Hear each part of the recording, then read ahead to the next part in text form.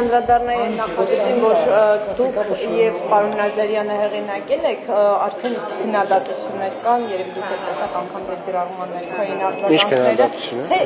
օրվա ընտրության հետ կապված է պարոն Էլինյանը 27, որովհետեւ օրինակ ոչ դուք Շատ բարձ պատճառով նախ որն է գաղափարը։ Գաղափարը հետևյալն է, որ ունենանք հատուկ օր, երբ որ կհիշատակենք բոլոր ժամանակների ռազմական գործողությունների ընթացքում զոհված անձանց եւ կխոնարհվենք հանուն հայրենիքի զոհված զինվորների առաջ։ Այդպիսի օր մեկ կոնկրետ օր մենք չունենք մեր տոնացույցի մեջ, տոների եւ հիշատակի եւ տոների օրացույցի մեջ չկա այդպիսի օր եւ կարծում ենք նման անհրաժեշտություն կա սահմանելու։ Ձեր նշած ամսաթվերը կոնկրետ պատերազմների, այսինքն նշեցիք սեպտեմբերի 27, դա կոնկրետ 44-օրյա պատերազմի սկզբի օրն է։ Այլ մարդիկ կարող են նշել, ասենք, ապրիլի 2-ը քառօրյայի սկիզբը, այլ մարդիկ կարող են նոյեմբերի 9-ը նշել որպես ավարտի օր։ Միտքը հետևյալն է, ես եւ մենք ուզում ենք ընտրել օր, որը նախ որևէ կոնկրետ ռազմական գործողության հետ կապ չունենա, որովհետև խոսքը բոլոր ռազմական գործողությունների ընթացքում զոհված հանուն հայրենիքի զոհված մեր հայրենակիցների մասին է եւ նաեւ կապ կա հունվարի 28-ի հետ այն իմաստով, որ միտքը հետեւյալն է, որ հունվարի 27-ին հիշենք եւ հարգանքի տուն մատուցենք եւ խոնարհվենք զոհերի առաջ, իսկ հունվարի 28-ին արդեն տոնենք բանակի օրը, որովհետև մի այսպիսի կոնտեքստ էլ կա, հունվարի 28-ը մասամբ վերածվել էր նաև հիշատակի օրվա, այնինչ ինքը առաջին հերթին պետքա տոն լինի եւ 27-ին հիշատակ կհարգենք, 28-ին կտոնենք։ Պարոն Ռուբինյան, այդ դեպքում եթե այդ սկզբունքով նայենք, ցեղասպանությունը նույնպես ապրիլի 24-ին միայն տեղի չի ունեցել, սակայն հիշատակի օրը ընտրվել է ապրիլի 24-ը որոշակի խորհրդանշական օր։ Ինչի այս դեպքում էլ որոշակի խորհրդանիշ պարունակող օր չի ընտրվել։ Դեպքում էլ խորհրդանիշը, հենց ասում եմ, բանակի օրվան նախորդող օրն է, բայց բացի դրանից ցեղասպանությունը տարիներ է տևել եւ բնականաբար չեն այսինքն ինչ որ օր պիտի ընտրենք, կոնկրետ այդ դեպքում ընտրվել է խորհրդանշական։ Կոնկրետ այդ օր այդքան խորհրդանշական, բայց նաև կոնկրետ օր դա այն օրն էր, երբ որ հայ մտավորականներին ձերբակալեցին։ Հիմա կոնկրետ այս դեպքում մենք միայն մի պատերազմի զոհերի հիշատակի օր չենք ուզում սահմանել։ Մենք ուզում ենք սահմանել բոլոր պատերազմների ընթացքում հանուն հայրենիքի զոհվածների հիշատակի եւ խոնարհումի օր։ Սա է տրամաբանությունը, այլ որևէ դավադրապաշտություն պետք չի խնդրել եւ նաեւ բնականաբար այս օրը միտքը որն է, որ այդ օրը հիշատակվեն եւ բոլորը խոնարհվեն բոլոր ժամանակների զոհերի առաջ, այդ թվում 44-օրյա պատերազմի եւ բնականաբար քանի որ դա ամենաթարմն է եւ 23 թվականի իրադարձությունները ամենաթարմն են, բնականաբար մարդիկ առաջին հերթին այդ ժամանակաշրջանի զոհերին են հիշել։ Պարոն հիմա ժողովի հաջողություններ են ընթանում, մյուս ֆրակցիաները հաստատ պաշտոնապես արդեն միացավ, դրսում կան հավաքված մարդիկ ու բոլորի պահանջը նույնն ասում են, որ Փաշինյանին պետք է վստահություն հայտնել, հեռանա, ձևավորի ժամանակավոր կառավարություն։ Ես հակընդդեմ առաջարկում եմ, որպեսզի Սերժ Սարգսյանն ու Ռոբերտ Քոչարյանը հայտարարեն, որ դուրս են գալիս քաղաքականությունից, որպես երկար տարիների Հայաստանը կեղեքած կոռուպցիոն համակարգի հիմնադիրներ եւ ղեկավարներ եւ նաեւ ընտրակեղծարարներ, առաջարկում եմ, որ հայ հեղափոխական դաշնակցությունը մի ընդհատեք։ Առաջարկում եմ, որ հայ հեղափոխական դաշնակցությունը ինքնալուծարվի, որովհետեւ դա մի կուսակցություն է, որը իր 004 շրջաբերականով ֆիքսել է, որ իր նպատակն է Հայաստանի անկախությունից հրաժարվելը, հետո կխոսենք։ Բայց հիմա դուք հատկաց մեղադրում եք մի բանի։ Մենք կհեռանանք իշխանությունից, մենք կհեռանանք իշխանությունից այն ժամանակ, երբ ժողովուրդը կասի, որ մենք այլևս չի ուզում, որ մենք լինենք իշխանություն։ Դրա մեխանիզմը հայտնի է, դա ընտրություններն են։ Ընտրությունները տեղի են ունենալու, բայց թողեք խոսեմ։ Ինչ տվեք հարցը։ Հակադարձեք։ Կոռուպցիային, չգիտեմ ինչ թվարկեցիք վերաբերյալ, բայց չկա նման դատարանի որոշում։ Հիմա դուք ինչու եք հայտարարում մի բան, որը հաստատված Պարոն Ֆարաբզյան, եթե ես ճիշտ եմ հիշում, դուք օրինակ Սերժ Սարգսյանի նախագահության տարիներին որպես լրագրող գրում եք այդ թվում իշխանությունների կոռուպցիայի մասին, ինչի եք գրում։ Չէ գրում փաստերում է։ Չէ, իվարկան չի գրում։ Փաշինյանը հերնում հայտարարում էր, որ ազգային Չէ, այսինքն դուք բան եք։ Չէ, թողեք ավար հարցնել։ Բայց հիմա այսքան բան է, հա, ես եմ վերագրում։ Լավ, խնդրեմ։ Երբ որ Նիկոլ Փաշինյանը ընդդիմադիր պատգամավոր ազգային ժողովից հայտարարում էր, որ Սաշիկ Սարգսյանը բիզնեսին 50% փայ է, ես դա որպես լրագրող։ Լավ, հիմա ես ճիշտ եմ հասկանում, որ դուք, չէ, դուք ձեր անունցել եք գրում, բայց ես ճիշտ եմ հասկանում, որ դուք հիմա լրագրողները, այստեղ կոնսենսուս կա, որ օրինակ Սերժ Սարգսյանը եւ Հանրապետական կուսակցությունը ընտրակեղծա մի վարքան ընտրակեղծարներ չեն եւ կոռումպացված չեն եղել։ Եթե դա է ձեր կոնսենսուսը, ուրեմն դուք ընդհանրապես կապ չունեք Հայաստանի ներքաղաքական դաշտի եւ հանրային մտքերի հետ։ Դե իմ տեսակետն է, ես էլ ձեզ հայտնում եմ եւ ասում եմ դրա համար էլ Սերժ Սարգսյանը հեռացվել է իշխանությունից։ Եթե իմ ասածները սխալ լինեին, Սերժ Սարգսյանը չէր հեռացվել իշխանությունից։ Էլ չեմ ասում քոչ այն բազմաթիվ գույքերը, որ դատախազությունը պահանջում է Ռոբերտ Քոչարյանից ու իր ընտանիքից, որը գումարային մոտ $200 միլիոն է գալիս ու ինքը մուծվելու է, դա ձև չունի։ Պարոն Ռուբինյան, վերջերս առաջին նախագահը հայտարարեց, թող բացահայտեն այն բոլոր փաստաթղթերը Նիկոլ Փաշինյանը, որը կապված է Ղարաբաղյան գործընթացի հետ, եւ այո, կոնկրետ, եւ որևէ այլևս բանավիճելու թեմա չի ունեցել։ Ես էլ ասում եմ, որ եթե դա իր տրամաբանությունը, ուրեմն ինքը Լևոն Տեր-Պետրոսյանը այդ բանավեճը փակելա ու բացահայտելա բոլոր փաստաթղթերի բովանդակությունը 97 թվականից սկսած, որովհետև 2012 թվականին Լևոն Տեր-Պետրոսյանը բառացի ասել է հետևյալը, խոսելով Մադրիդյան սկզբունքների մասին ու քննադատելով դրանք, ասել է, որ Մադրիդյան սկզբունքները նշանակում են միայն մեկ բան, այնտեղ քանի որ Մադրիդյան սկզբունքներում տարածքային ամբողջականության սկզբունքը դրված է ազգերի ինքնորոշման սկզբունքի հետ միասին, այս երկու սկզբունքների միատեղումը կարող է նշանակել միայն մեկ բան՝ Լեռնային Ղարաբաղի ինքնորոշում Ադրբեջանի կազմում, Լեռնային Ղարաբաղ որպես ավտոնոմիա, ինքնավարություն Ադրբեջանի կազմում։ Հետևաբար Լևոն Տեր-Պետրոսյանը իդեպ ճշմարտացիորեն, ինչ ասել է ճիշտ է ասել։ Դեռևս 2012 թվականին ֆիքսել է, որ Մադրիդյան սկզբունքները, իսկ հիշեցնում եմ, Մադրիդյան սկզբունքների ընդունումից հետո բոլոր բանակցային փաստաթղթերը հիմնված են եղել Մադրիդյան սկզբունքների հիման վրա, ենթադրել են Լեռնային Ղարաբաղ Ադրբեջանի կազմում, իդեպ բանավեճի ամբողջ թեման ինչից էր բացվել, որ Նիկոլ Փաշինյանը պնդել էր, որ 1994 թվականից սկսած ամբողջ բանակցային գործընթացը եղել է Լեռնային Ղարաբաղը Ադրբեջանի կազմ ընդգրկելու մասին, ինչն էլ պահանջում էր ապացուցել։ Ինչու արտաքին գործերի նախարարությունը պաշտոնապես չի հրապարակում 2019 Որևէ խնդիր, նայեք, Քիչ առաջ էլ շատ ձեր հարցը Իշխան Սաղաթելյանն էլ նման պահանջարկում։ Ինչի՞ Չէ, կապ ունի, որտեղ Իշխան Սայաթյանն ու Լևոն Տեր-Պետրոսյանը շատ նման են միմյանց ամեն ինչով, հատկապես ինտելեկտուալ մակարդակով, բայց տեսեք, նախ հայտարարվել է, որ որևէ քաղաքական կաշվանքանդվածություն չկա զուտ բանի հետ կապված, այսինքն այդ փաստաթղթերը միայն Հայաստանի փաստաթղթերը չեն եւ որոշակի պատը Միշտի խումբը նախ չի լուծարվել, Միշտի խումբը դեռ պիտի լուծարվի։ Երկրորդը, դրանք փաստաթղթեր են, որոնք բանակցվել են Հայաստանի եւ Ադրբեջանի միջեւ եւ եթե ես չեմ սխալվում, վարչապետը ժամանակին նշել է, որ հանձնարարել է արտգործնախարարությանը նախ իմի բերել փաստաթղթերը եւ գնահատել պատերությունը դրանք հրապարակելու, բայց իրականում 2019 թվականի փաստաթղթերի վերաբերյալ այսինքն այդտեղ գաղտնիք էլ չկա։ 2010 մի հատ լսեք էլի, 2019 թվականի փաստաթուղթը նախ սկսվում է հետևյալով. Ադրբեջանի Հանրապետության նախագահ եւ Հայաստանի Հանրապետության նախագահը։ Ես ուզում եմ հիշեցնել, որ 2019 թվականին Հայաստանի Հանրապետության նախագահը չէր Նիկոլ Փաշինյանը, Արմեն Սարգսյանն էր, բայց Արմեն Սարգսյանն էլ երբեք չի բանակցել։ Դա կապուն, ես հիմա հրապարակելու մասին չեմ խոսում, ես բովանդակությունն եմ ասում։ Սա ինքնին վկայում է այն մասին, որ այդ փաստաթղթերը եղել են Սերժ Սարգսյանի նախագահության ավարտին բանակցային իրավիճակի ամփոփումը։ Ինչի մասին են եղել բոլոր փաստաթղթերը, որոնք հիմնված են եղել Մադրիդյան սկզբունքների հիման վրա, որ հանձնվում են 5 կամ 5+2 կամ 7 շրջանները Ադրբեջանին, Լեռնային Ղարաբաղի շուրջ եւ ուրիշ ոչ մի բան, այսինքն Լեռնային Ղարաբաղի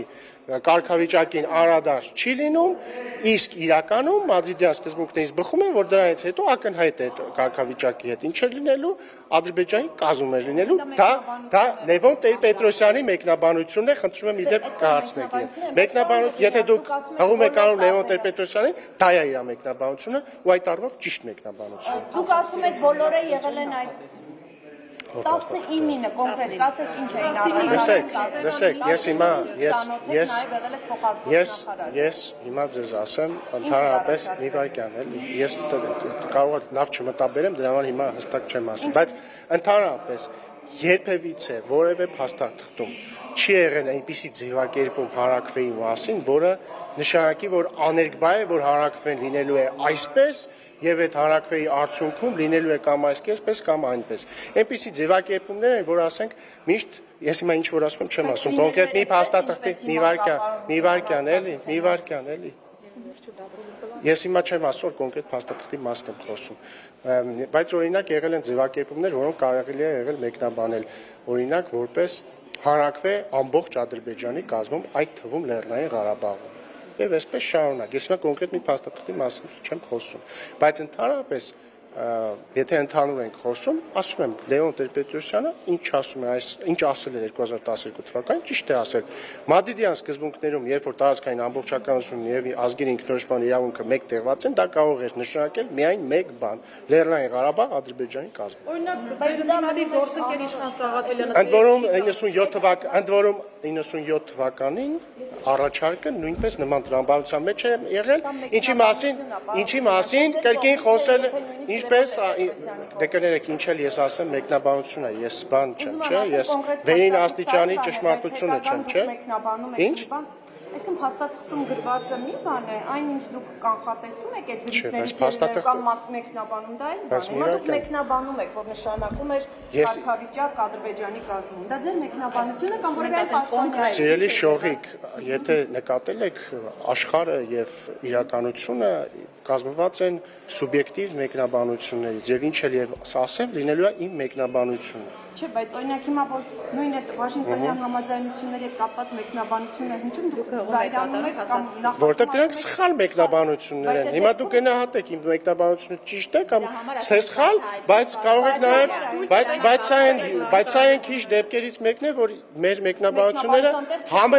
համընկնում են նաեւ Լևոն Տեր-Պետրոսյանի մեկնաբանությունները։ Իսկ ես գիտեմ, որ Ազատություն ռադիոկայանը շատ է գնահատում Լևոն Տեր-Պետրոսյանի մեկնաբանությունները, համարում է դրանք վերին աստիճանի ճշմարտություն, հետեւաբար այստեղ դուք մի վիճեք, գոնե թող մյուսները վիճեն։ Բինյան գնահատեք ձեր գործընկեր Իշխան Սաղաթելյանի մեկնաբանությունը, խնդրում եմ։ Ինչ չլսեցի։ Գնահատեք, խնդրում եմ ձեր գործընկեր Իշխան Սաղաթելյանի մեկնաբանությունը 2019 թվականի հունիսին։ Դե մեկնաբանեցի էլի, ինչին Լևոն Տեր-Պետրոսյանին մեկնաբանեցի նույնը։ Որ այդ փաստաթղթը շատ ավելի լավ շահեկան պայմաններ էր առաջարկում Հայաստանին լուծելու Լեռնային Ղարաբաղի խնդիրը, բայց դուք դավադրաբար հրաժարվեցիք։ Դե շուտ ասում։ Հարցրեցի, թե ինչ շահեկան դրույթների մասին է խոսքը, ձևակերպումների մասին, ասաց, որ ծանոթ չէ։ Լսեք, մենք մեր իշխանության օրոք չենք մերժել Լեռնային Ղարաբաղի հակամարտության կարգավորման որևէ առաջարկ։ Վերջ։ Հետևաբար ամեն ինչ, որ ասում է սրան հակառակ, սուտ է։ Պարոն Ռուբինյան, Լևոն Տեր-Պետրոսյանն ասում է, որ Նիկոլ Փաշինյանը իր պատվավոր տեղը կունենա դավաճանների շարքում, Կարո Ֆրանգուլյանի ասացիոնը եւ Ես էլ ասում եմ, որ Լևոն Տեր-Պետրոսյանը իր պատվավոր տեղը կունենա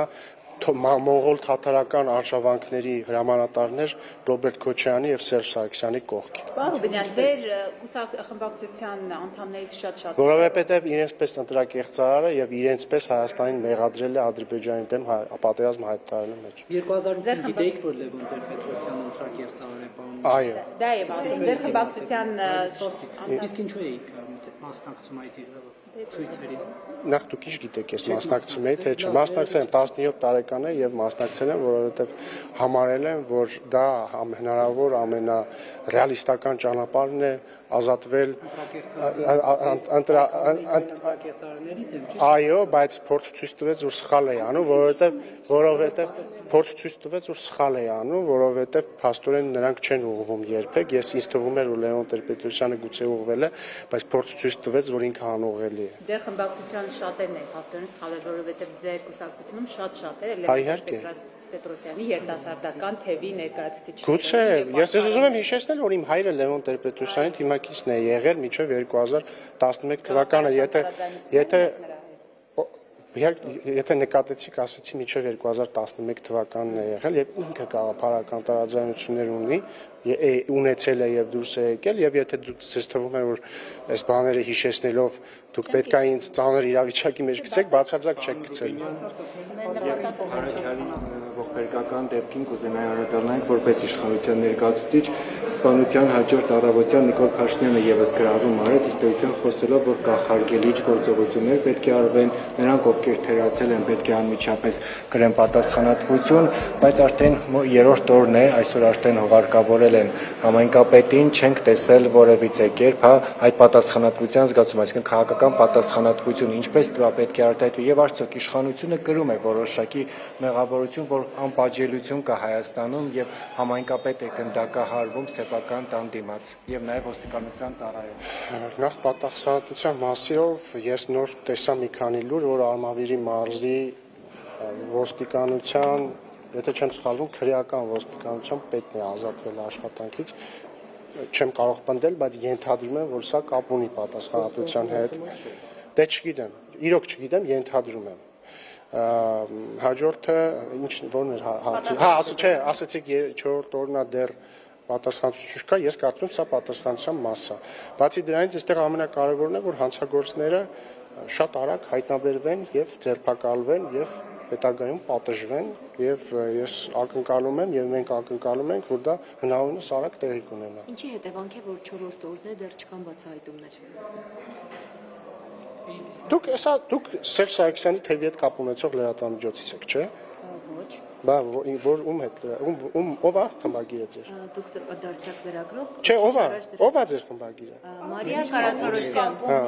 Իսկ ով է ֆինանսավորում։ Ով է ֆինանսավորում։ Կարող եք մեր կայքում տեսնել։ Իսկ կարող է ասեք ժամանակս խնայեք եւ ասեք ով է ֆինանսավորում ձեր լրատվամիջոցը։ Կմտնեք, լավ, բայց լավ, մի վարքան, ես կբացատրեմ։